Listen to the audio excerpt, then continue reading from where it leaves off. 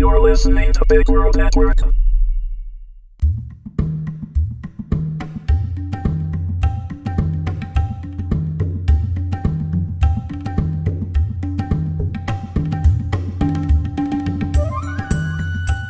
Phineas Frakture and the Dolomites, Episode 1. Written by Joseph Gatch. Read by Michael Young. Dolomites. The name alone instilled fear in the hearts of the most seasoned soldiers. Denizens of the underground, lurking in sewers and tunnels beneath the city of New York, they traveled in groups of 4, and if you ever saw more than that, you'd better run for your life. They were hulking, lumbering beings dressed in environmental suits. No one alive knew what they really looked like. Those who found out never lived long enough to tell. Though slow, they tenaciously pursued their quarry until they dragged him back into the underground. Always men. They never took women or children. No one knew why, and no one was ever foolish enough to follow to try and find out. It was said that when the Dolomites first appeared and took their victims, a mob of over 50 upstanding New York citizens followed them down. Those 50 were never seen again. The name Dolomites was derived from the sound their breathing apparatus made, a wheezing "dolo" as they breathed whatever gas was in the monstrous tanks they carried on their backs. And they only came out at night. Parents used the term "dolonite" to scare the children from staying out too late. Later, the government would proclaim nights likely to bring an appearance of the creatures as a dolo night as well. Eventually, the term was bastardized into their name, and rang out as a warning when one or more was sighted.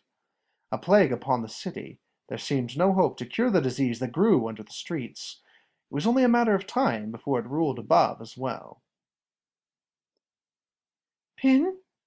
The 3-year-old girl, Isabella, watched as her older brother stopped playing with his wooden soldier, his head cocked to the side, listening to the sounds of the street. But there were no sounds, she noticed.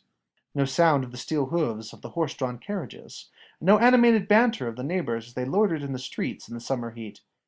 "Pin?" she repeated again. 5-year-old Phineas Frakture slowly stood up. He heard a bell from somewhere in the street, as footsteps pounded up the staircase. The mother burst into the room with a frightened expression on her face. "Hurry!" she hissed in a whispered tone. "Into the space now! Be quiet about it!" The siblings moved quickly, knowing the drill from past performances.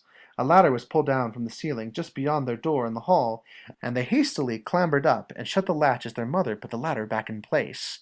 Phineas cracked the edge of the hatch and peered out through the slit.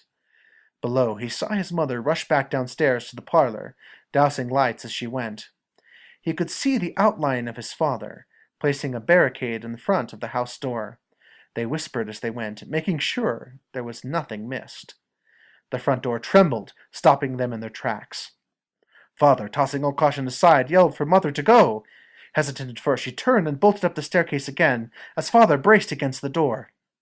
He was thrown clear as something crashed into it. Phineas could see the oaken door bow from the pressure exerted upon it from the other side. "Hurry!" Father called up the stairs.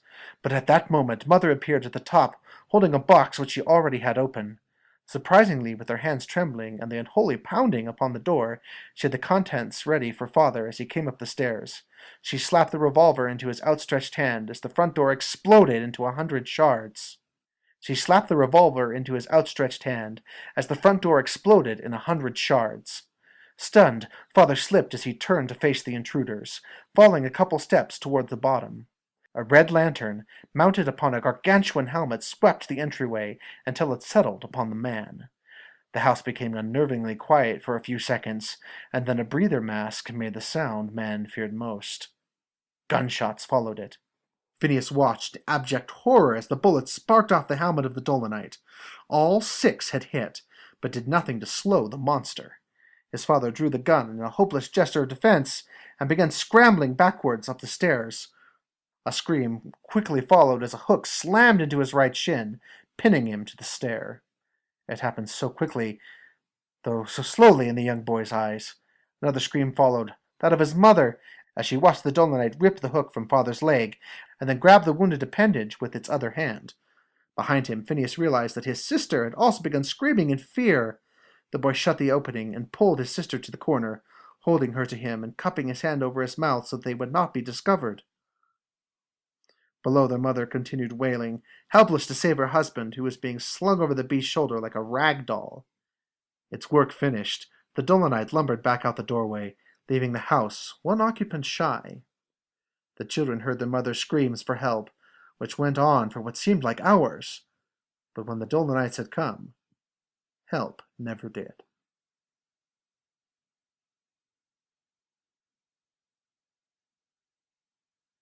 "20 years later. Phineas Frakture, sir, are you to tell me that you would not take up arms against an enemy such as the Queen?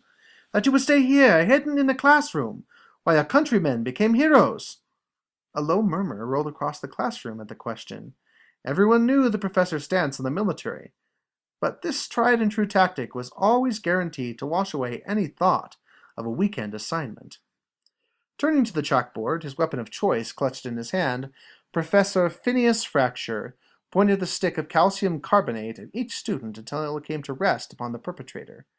"Mr. Wellwood, it is funny how you stay so quiet, so unassuming, until the very final moments of the class, and then you pounce with the speed and stealth of a floundering wildebeest."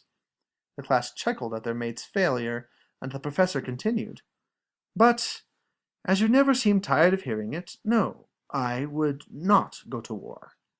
Wellwood crossed his arms in mock triumph and smiled as the professor began to pace. "It is much better to live long as a coward than to be struck down in your prime as a hero. Why would anyone want to give up their lives for a cause that has nothing to do with them, while the so-called leaders of our nation sit back in their comfortable chairs, clapping and yelling, 'Bravo! Good play!' in the safety of their strongholds, as you lay dying in a field of horse manure? I do not see that as a fitting end for one such as I. You, Wellwood, may die wherever you choose. I will stay here in the safety of the classroom, trying to teach the youth of our nation that science is the key to our longevity, not war. Now, I know that many of you see science as a means to war. Lord knows that many good inventions have been twisted into killing machines. However," Frakture's voice rose and his pacing increased. The students lived for these shows. Professor Frakture was famous for his tirades all across campus. "There are instances where science has prevented wars. Imagine, if you will, what would have happened to this great nation if slavery had not been abolished and the automaton had not been invented. Historians have already surmised that this country would have torn itself apart in a civil war, sending millions to their deaths. But because of one little thought, one person asking, 'What if?' we now live in a society that is catered to by machines instead of slaves." He glared at each student in turn, his dark brown eyes peering out from behind unruly hair. "Yes, I gladly call myself coward, but that is not the issue here. No. What really is on your minds is how on earth am I going to write a 20-page composition on Babbage's thinking computer, and how he was a dolt for not including a coffee percolator. Now, away with you before I add another 20 for trying to distract me."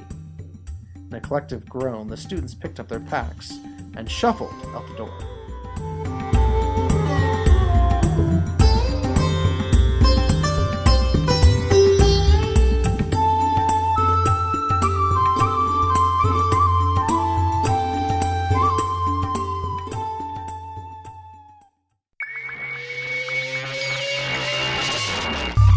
You're listening to Big World Network.